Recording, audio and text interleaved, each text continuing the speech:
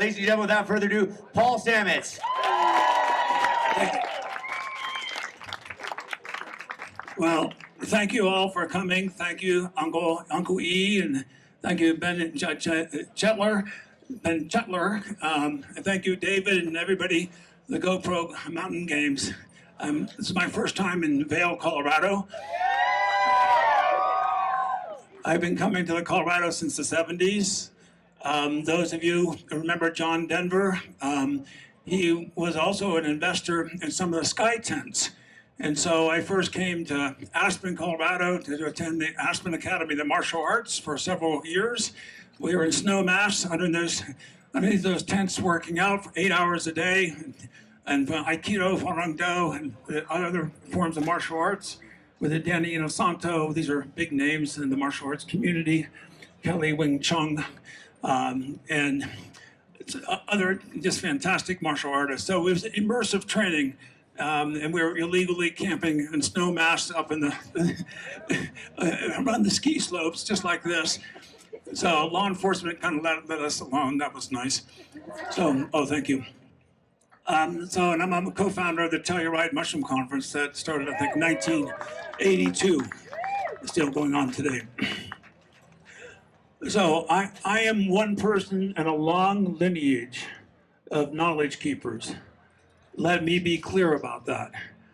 I am a voice of this generation. There are many voices also, and there's time for me really to pass the torch to the next generations that can be knowledge keepers. We benefit from knowledge keepers all over the world who have come together to exchange their love and interest in mushrooms. This is a much more profound subject than any of us realized. It is so much more deeply profounding, especially for me in my last several journeys on psilocybin mushrooms, where I've had these epiphanies. Some of you have had this experience when you find something, you intuitively know it is true.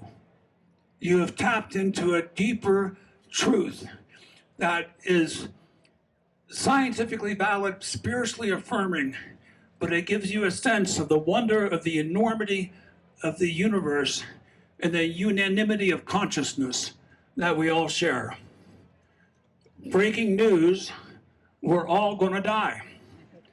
Breaking news, we didn't exist before we were born.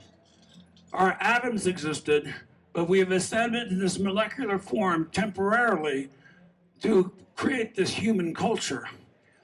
We are now at the advance of the evolution of the species on this planet, but we have been derelict in our duties as Earth citizens. And what psilocybin mushrooms do, I think so profoundly, is it makes us better people, more conscious of the importance of the planet.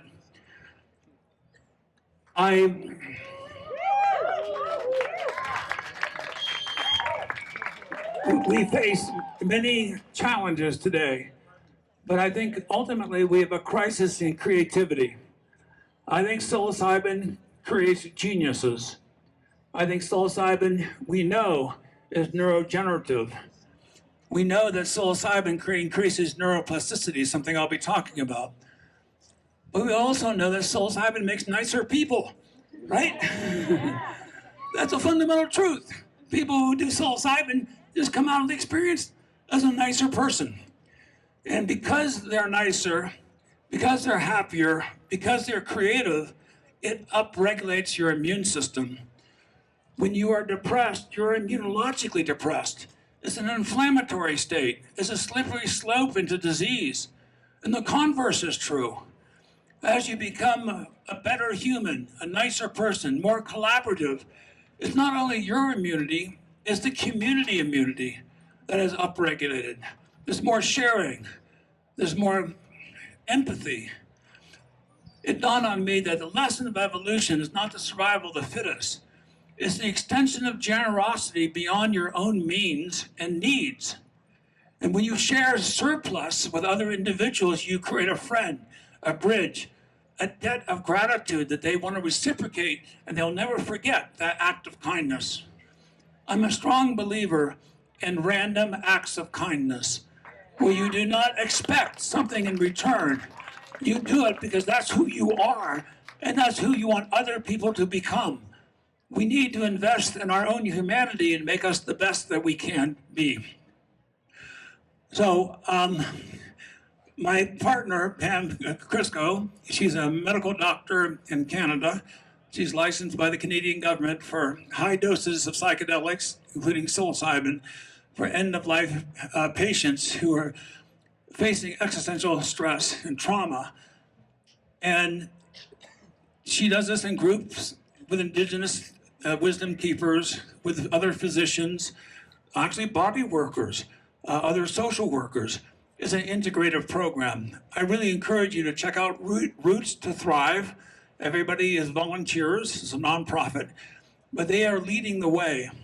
A common theme amongst their participants is the participants go in there, typically many of them with stage 4 diagnoses, typically oftentimes with cancer, and they're distressed, they're gonna die. Their family is distressed.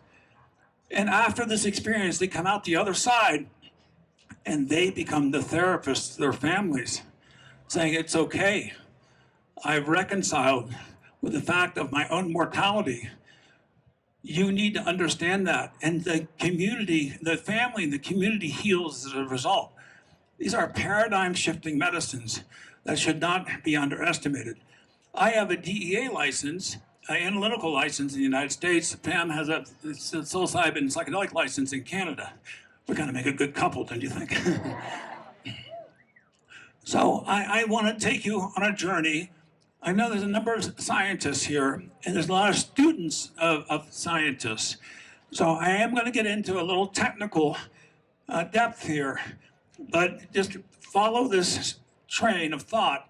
That I think the end is an epiphany that I want you to share, that I hope will forever improve your life, create conversations, build bridges across cultures, across communities. And this stage is a collaboration stage. This community increases collaboration with people of different backgrounds, different ethnicities, different skill sets. This is a bridge that brings us all together. So, how many people here like mushrooms? Okay.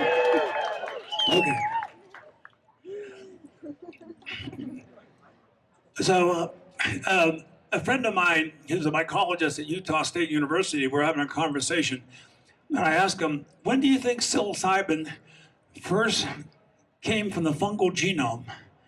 And he goes, well, we actually could have molecular clock data, accurate within a few million years. Based on mutations, genetically, we can do a back calculation on the origin of psilocybin. And he said, but it's gonna cost a lot of money. And I said, how much money? He said, $100,000. I said, okay, I'll give you $100,000. So I have a company called Host Defense, and this is the type of stuff that I want to do, to invest in research to open up our better understanding of what these medicines are. So he published this, and curiously, the advent of psilocybin is localized to about 65 million years ago.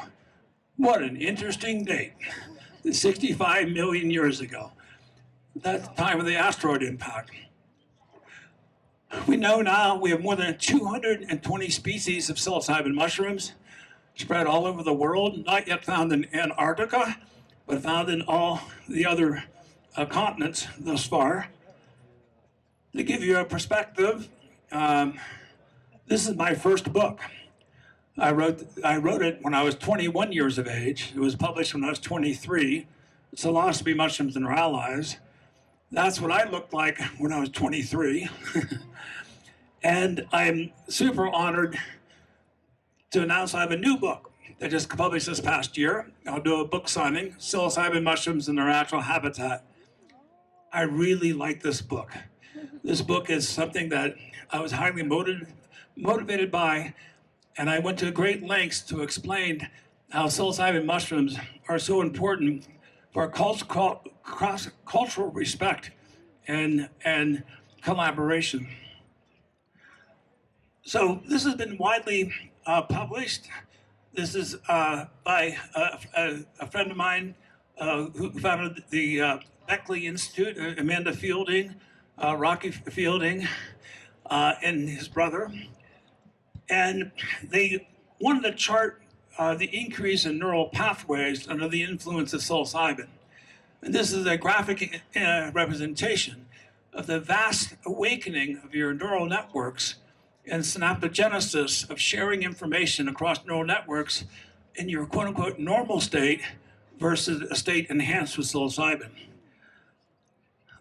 I dedicated my new book to 3 women.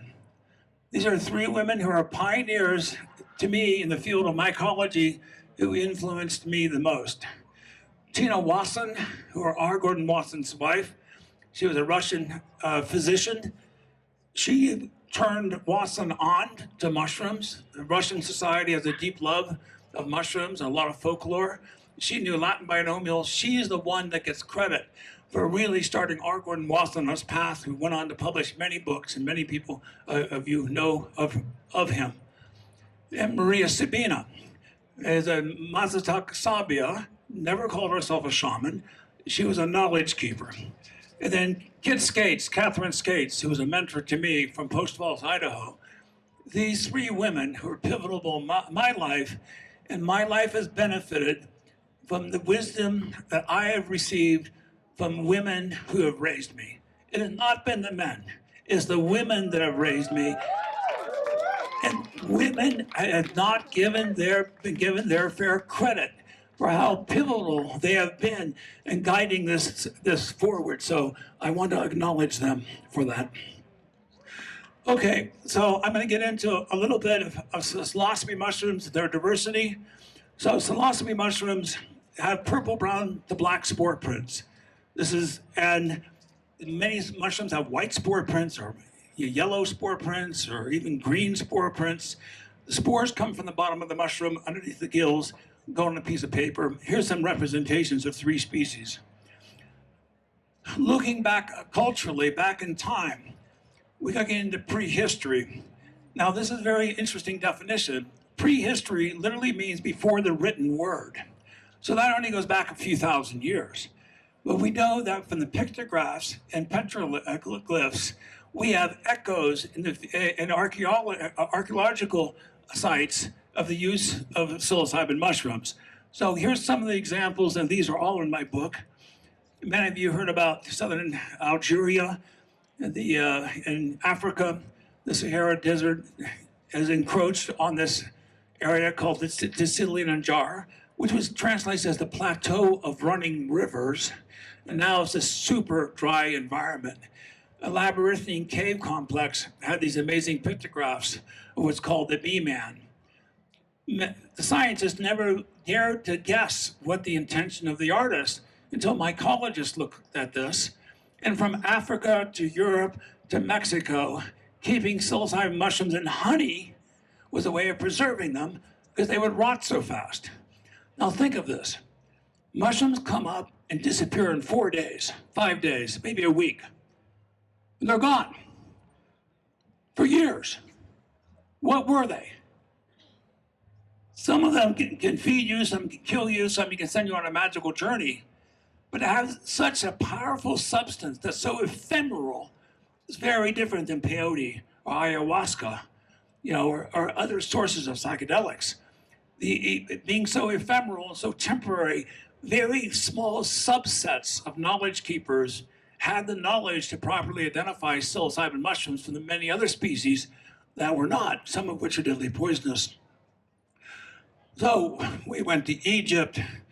We went to look at 10 different sites along the Nile at these temples, and every temple that we visited had glyphs of psilocybin-like mushrooms on the outside of the temples.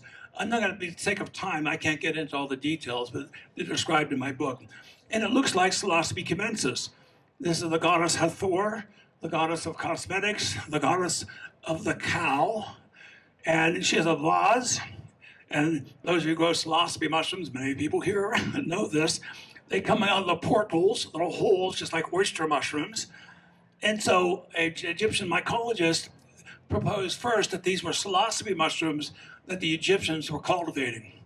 Now, as it turns out, it's also associated with a falcon and with the blue lily, the blue lotus. The blue lotus is a water lily growing in ponds. The cows would go to ponds to drink. The cows then would poop. Psilocybe mushrooms would come out of the poop. The water lily opens up in the daytime, closes at night, symbolism of life and death. And the colors gold and blue are sacred colors in Egyptian culture even today. How many times would they likely encounter psilocybe mushrooms following the cattle to a pond for water? Hundreds, thousands of times. Inevitably, the Egyptians would have found psilocybe mushrooms before desertification and changed the ecosystem. So psilocybe cubensis is the most popular psilocybe mushroom in the world.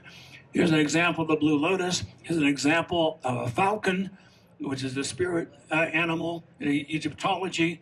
And we found so many glyphs of psilocybe mushrooms. When I showed this to an Egyptologist, he said, "Don't be silly, those are shovels." How could it be shovels?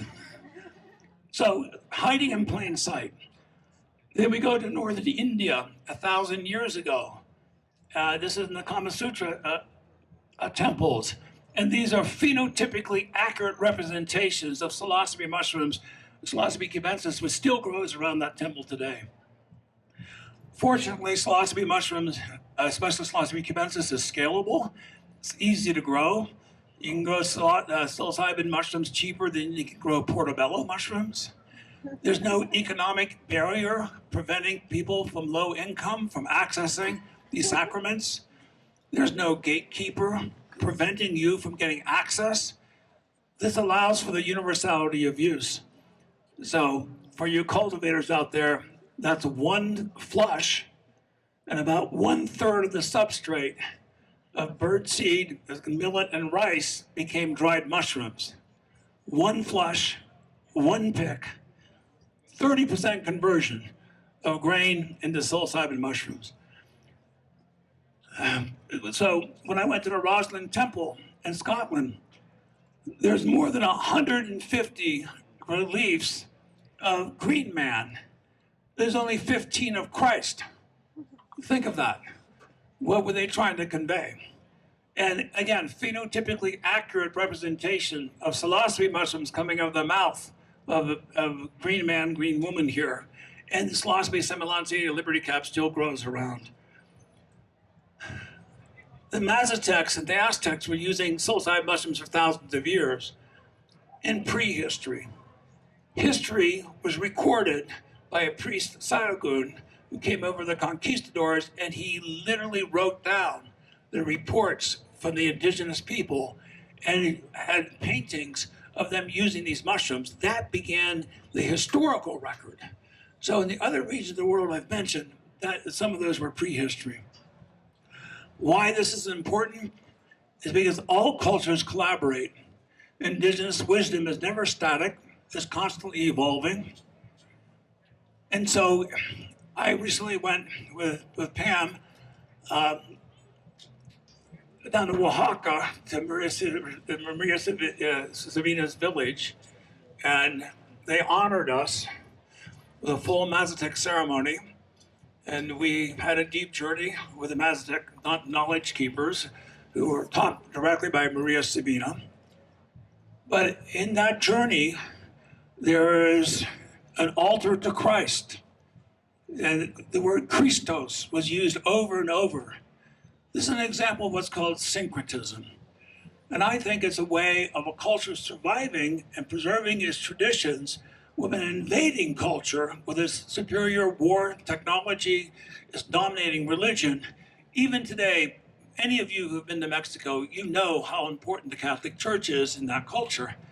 Maria Sabina was a devout Catholic. Now, this is very different than my experiences. So I don't have an altar to Christ when I do my journeys, but it's an example, I think, of the Mazatecs and the Aztecs surviving the conquistadors, because of this invasive army and culture, they could shroud it in Christianity so they could continue to use psilocybin mushrooms. In the Mazatec culture, the tears of Christ are where psilocybin mushrooms pop out of the soil. And they realized where mushrooms form, that's a good place to plant crops. So they knew that mushrooms were involved in recycling. So this Albert and Medina Marshall in Eastern Canada came up with this phrase, which is called two-eyed seeing. When they were challenged by a mother who had some children being taken to a Western school, she said, "Why should I have my children indoctrinated by European culture?" And Merdina and Albert very thoughtfully came up with the concept of two-eyed seeing. One eye you see with indigenous wisdom, the other eye you see with Western technology and the advantage. In Oaxaca today, because mushrooms are oftentimes scarce, Psilocybe cubensis is being grown and given to the Mazatecs to continue their sacred rituals. In vitro propagation of Psilocybe cubensis is a Western technology. They're able to help the indigenous people continue in these traditions. So this is important. There's not a division between cultures. There are bridges between cultures. All cultures have benefited from the ancestral indigenous wisdom from each other. This is the way of migration. This is the way of learning. This is how First Nations got horses. This is how First Nations got snowmobiles to hunt, seals in the Arctic. So these are compatible belief systems for those of people who want to build bridges and not divides. And that's the lesson of psilocybin, is the unanimity of being us to get together. I know this is a controversial subject, but I have no fear of talking about it because I know that this is a deep truth.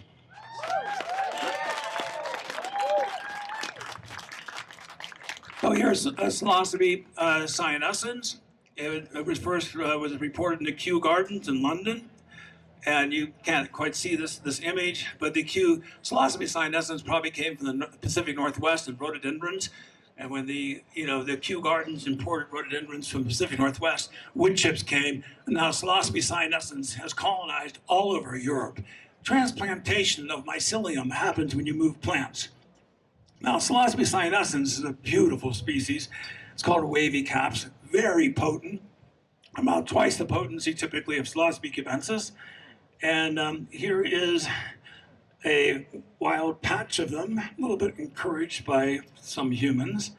But let's see if you can, oops, that did not show. This is the problem when let's see. Unfortunately, there's a great little movie there, but it's not going to show because of this system that we're using. But specific to this area, there's two really well-known psilocybe species that have been published recently, Psilocybe hopii and Psilocybe mesclarensis, which grows here in Colorado. They should be showing up here in the next month. So if you find my book, or you look my book, you can navigate to these psilocybin mushrooms. You need to be aware of the co-occurring or deadly poisonous species. These have rusty brown spores, not purple brown spores. Psilocybe mushrooms have purple brown to black spores.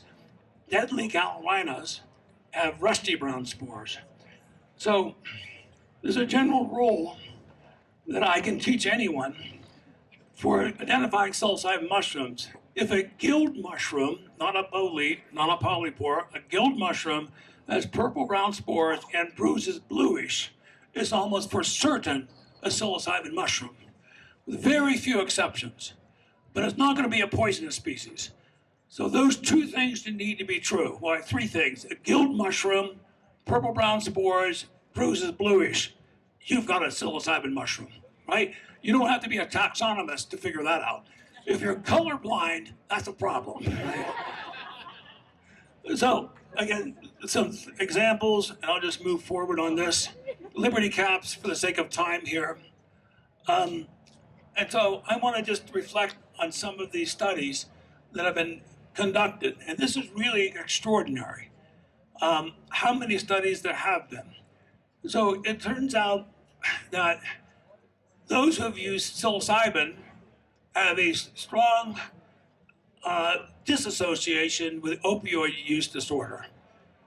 And so it's being studied now in many universities and institutions for using psilocybin for breaking addiction to opioids. And as many of you know, psilocybin mushrooms increases nature relatedness.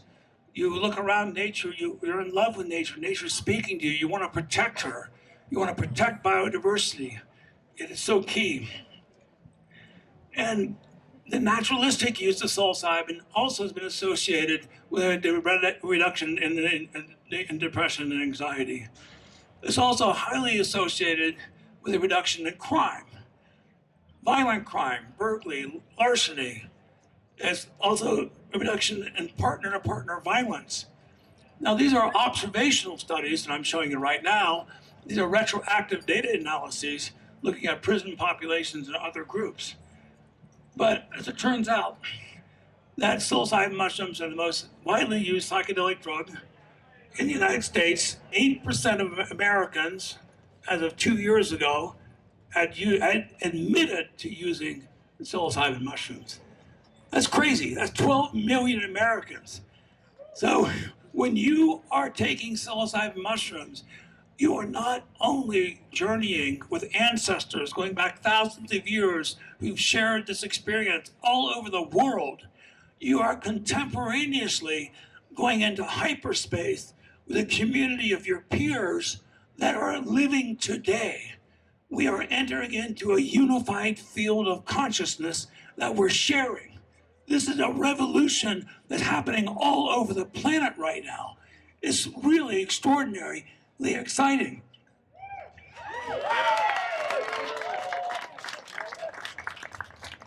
As of 2 days ago, I can't see the slide here, but 289 clinical studies have been registered at clinicaltrials.gov. 20 years ago, there was one. 289 clinical trials that had to go through institutional review boards, judged by experts, and they had to meet several criteria, addressing a critical need, medical need, that is not currently being addressed effectively by current medicines. Does it have good science? Does it have low toxicity? And can it be scaled to be affordable, to be a practical medicine? 289 clinical trials with dozens of scientists on these IRB boards approved these studies. And now about 50 of these studies have been completed. And the commonality of results is yes, it can break addiction. It can help people with persistent depression or PTSD. It's so widespread. In its positive outcomes, scientists begin to wonder, well, what's really going on here? Well, first, it's good to know that psilocybin mushrooms are the least toxic of any drug so far studied, especially intoxicating drugs. You have to eat 42 pounds of psilocybin mushrooms to have an LD50. That means 50% of people will die. 42 pounds, you cannot even consume 42 pounds. Why they're so non-toxic is because they resemble, in their molecular structure, to serotonin. We all are using serotonin, and hearing me and speaking and seeing and feeling, it is your primary neurotransmitter. It is 5-hydroxytryptamine. Serotonin and psilocybin are chemically extremely similar. And that's why psilocybin can dock with your neuroreceptors and have these profound results. Okay, so sake of time, I'm going to skip through a bunch of these. This is a study that Dr. Pam and I are co-authors on. In Canada, they had a group of individuals who had both the pure psilocybin, the molecule, which was synthesized by Albert Hofmann in 1958, and they also had psilocybin, the mushrooms. Across all those people who had both, they all preferred the mushrooms. They said that psilocybin, the molecule, felt chemically. Liftoff is very fast, peak, and then descent was very fast. With the mushrooms, a little bit slower at liftoff, but many of you know, 5-7 minutes, and sometimes you can feel it 20 minutes. So liftoff is not that important by a few minutes. What was interesting is the plateau of the peak experience was longer and the descent was slower. It was the descent that gave the participants time to reflect. And most of you who've done psilocybin mushrooms, let me ask this. This is a safe question. Well, I didn't answer this question in Colorado, I guess, but just in case. How many people here have not taken psilocybin mushrooms? You can raise your hand. There's no shame. 4 people out of 200? The people. So, for us, 196 people, whatever we are, versus the 4 people, but we all, I think, share this experience. When you're peaking on psilocybin, you're going, holy shit, man, this is getting intense. And then when you cross the very peak of it and start going down, you go, oh, wow, I'm on the descent, man, this is great. I'm not gonna get higher. Now, what have I learned? You start thinking about things, you start processing things. Let's be very clear. 70% of the experiences on average are considered to be beneficial. 30% are considered to be challenging. But the 30% of the people who have challenging experiences is not a negative experience that goes beyond the experience itself. Oftentimes, those negative experiences are thought retrospectively to have been informative experiences. They need to process that trauma. They need to have that difficult experience. Many people have experienced one time. That's it. So the naturalistic form, the psilocybin mushroom form, is preferred. We think there's an entourage effect. We think the longer tail of the experience gives the time, as I mentioned, for self-reflection. For those of you who need a mental health counselor, therapy is absolutely critical with a third party. Subsequently the process. Those of you who have taken psilocybin mushrooms, those of you who have not taken, you need to have a sitter. You need to have a protector. You need somebody watching the door, watching your space, keeping it private, keeping it safe. They're there to help you. When you know you have a helper that's sober, that's there and skilled, it gives you more confidence. It's going to be okay. I got somebody I can rely on should this really get difficult. These are really important to mitigate risk, lower the potential of harm, and to maximize benefit. I love this cartoon. This is by Paul Stamets, and this is the problem with double-blind, placebo-controlled studies, is that it's really unethical if you're treating a population of individuals who have trauma that you give them a placebo. Then you end up exacerbating their depression. They feel like they're at the end of their rope. They went to go to get therapy and they got a placebo. The other individuals in this room obviously, got the real thing.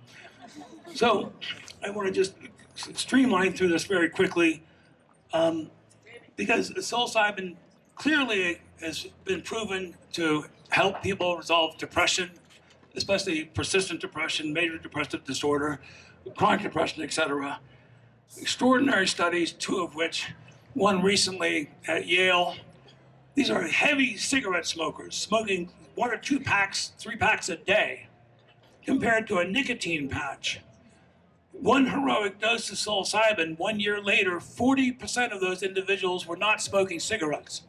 Think of that. One of the most addictive drug that is known. 1 4 to 6 hour experience, and they're not smoking cigarettes 1 year later. This is phenomenal.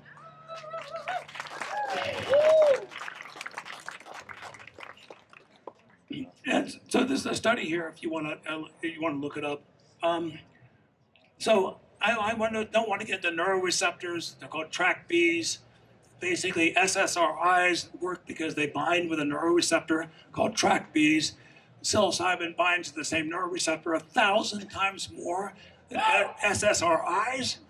So the idea of microdosing and medium dosing, I think, is extraordinary potential. And this is a fMRI scan of participants who've taken psilocybin that lights up their brain.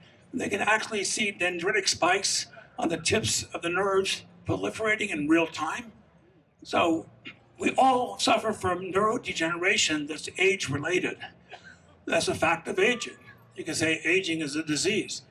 The fact that you could have neural tips being stimulated to form, and when those tips touch other tips and they fuse, you have synaptogenesis that leads to neuroplasticity that allows you to have new neural pathways for thinking. One patient said this so well. It's the best metaphor I've ever heard.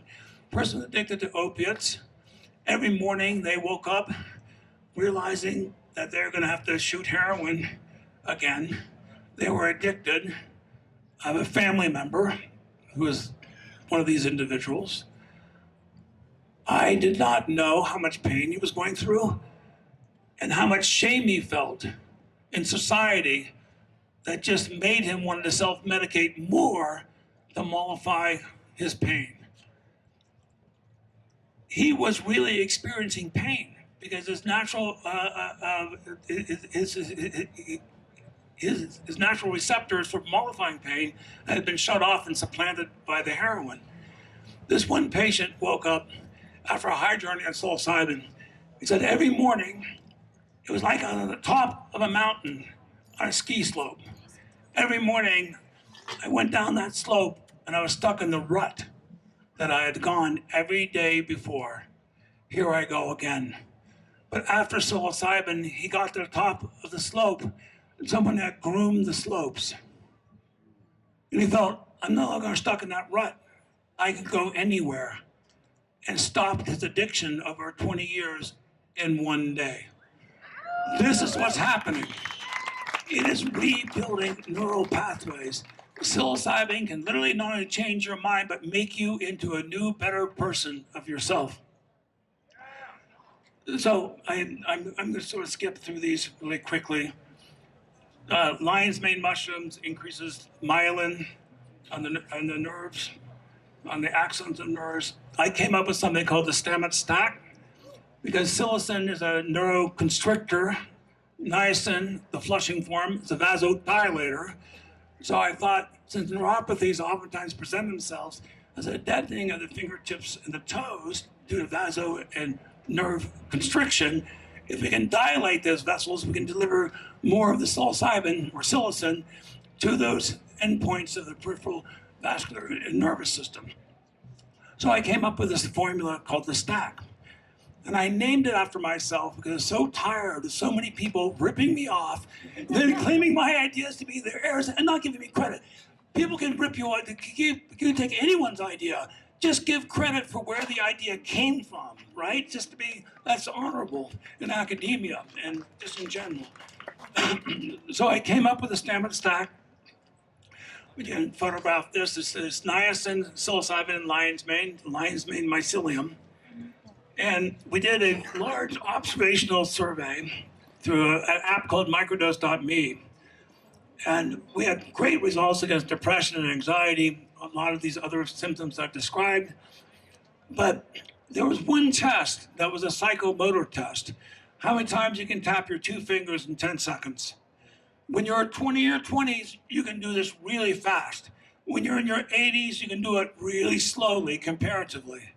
So we look at the subset of responders who were doing the Stamets stack and microdosing 4 times a week, and they were doing a test on their iPhone or their Droid, how many times their tapping frequency, those people were taking niacin, lion's mane, and psilocybin, increased their tapping frequency in 30 days from 43 to 63. With a p-value of 0.005, 0.004, one chance in 250 that is random. People doing psilocybin by itself, there was no increase. People who did not do psilocybin, there was no increase. So practicing, after the first 4 or 5 days, excluded, had no increase in benefit. So that is a psychomotor benefit.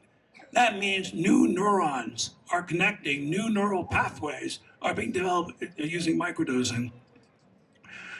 So we did some cellular assays on, again, track Bs, And we used niacin by itself, we used psilocybin by itself, and we had no increase in the binding with track Bs. 0 plus 0, you think would be 0. 0 plus 0 equals 14. It's called synergy. So we had a synergistic reaction of two things that had no positive effect at microdosing levels, not the higher dosing, we do see that. And so this is an entourage effect of causing a synergy of compounds that can enhance these neuroreceptor binding results. So, since we're here, we decided, well, I can't sell psilocybin, but I can sell lion's mane and niacin. So we decided to work with the Grateful Dead, and we came out with a Stamets pre-stack as a cosmic-focused gummies. And a friend of mine said, I'm so glad you came out with these, because I was always packing my capsules, and sometimes I get mixed up, and I wouldn't know what capsules were which. So now, this is great. I can just take the gummies, and I take my psilocybin, and they got the stack, right? So anyhow, and by the way, the Grateful Dead approached me to do this. So Bobby Weir, Natasha Weir, and Chloe Weir said, Paul, we want to work with you. And I've been friends with the Dead and Dead community and the Merry Pranksters and Ken Kesey for decades. And I was just honored that they came to be. I said, we want to do something with you. What do you want to do? And so Bobby and the team, the family, were on a Zoom call. This guy's about 2 o'clock. So at 1:30, I go, well, I'm going to speak to the Dead. I might as well go out and smoke a joint. So I smoked a joint. I come back to the Zoom call.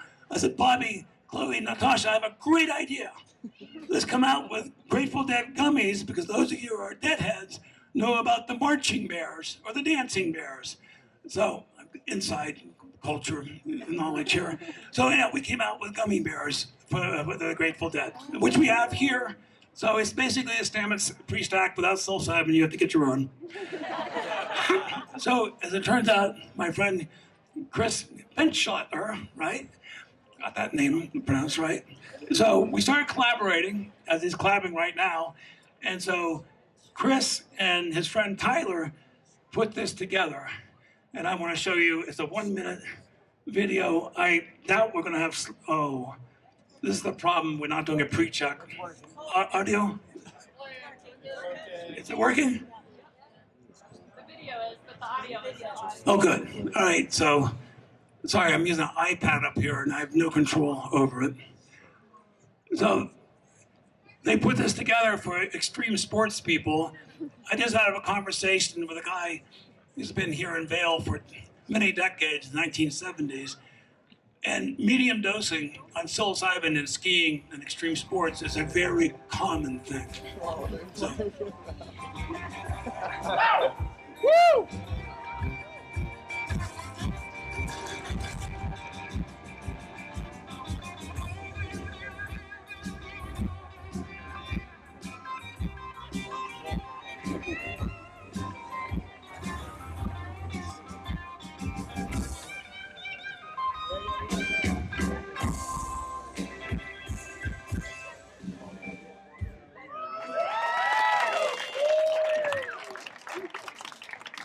So this is a great example of collaboration.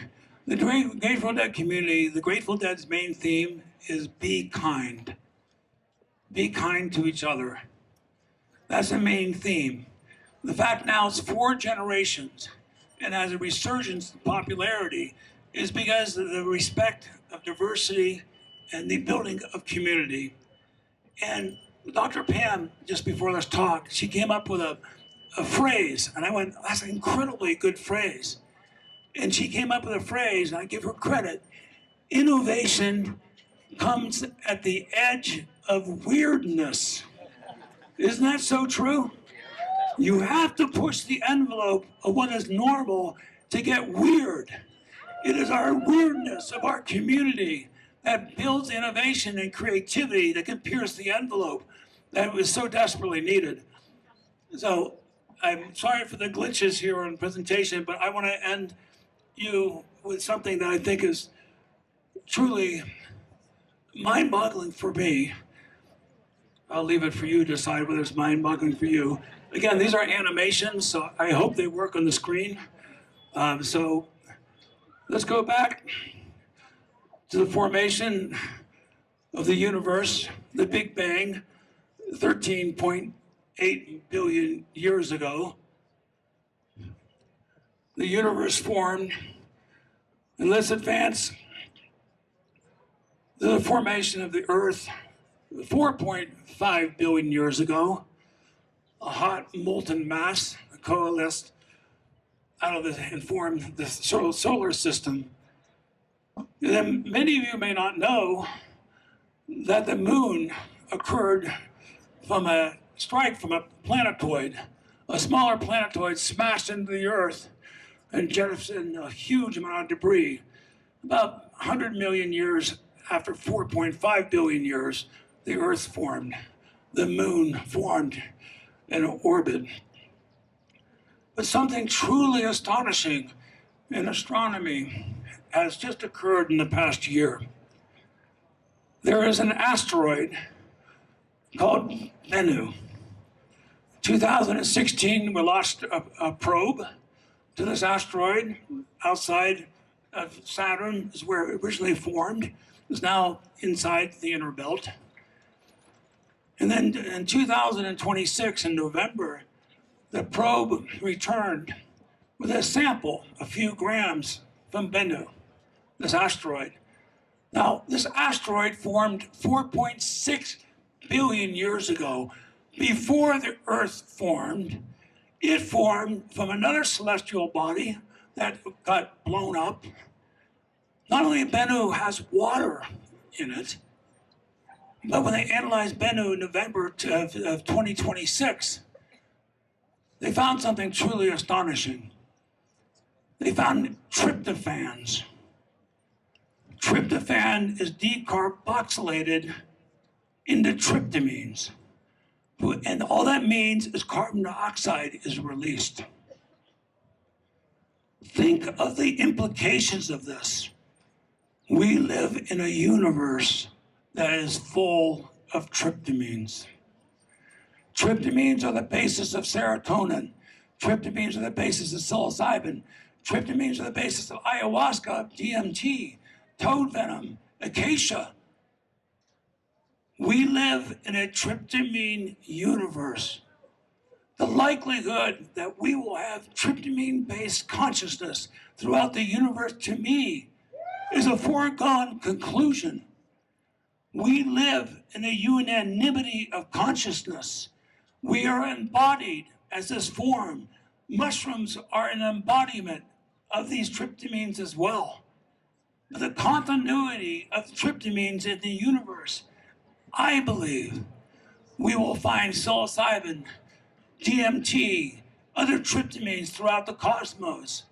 I believe life begets matter. Life becomes single cells. Single cells replicate mitotically as strings. They branch, they fork. And then networks form. And then networks touch each other.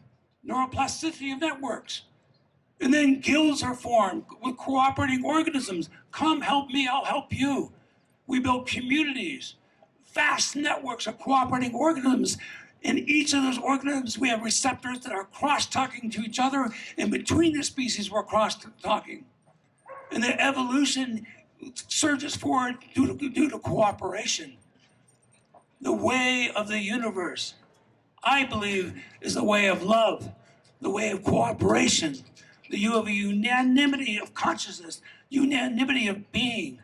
We will all die, but we will exist forever.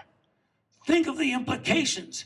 We are just at the beginning of our understanding of knowledge of the deep well of nature that loves us, that wants to support us. We need to do our jobs as better citizens. Thank you very much.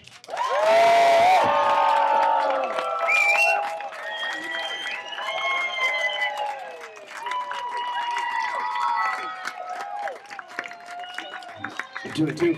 Paul Stamets, everybody. Paul Stamets. There you go. On your feet. That's right. Crispin Chandler focusing as well. Here's a great opportunity. Why don't you two step right in front of here? It's a great photo opportunity. There you go. You're right up front and center. What a wonderful opportunity. Right there at the host defense mushroom booth, book signing coming up right here. Ben Chandler will be finishing that up there. What a wonderful opportunity. And we learned a lot. Thank you very much. Yes.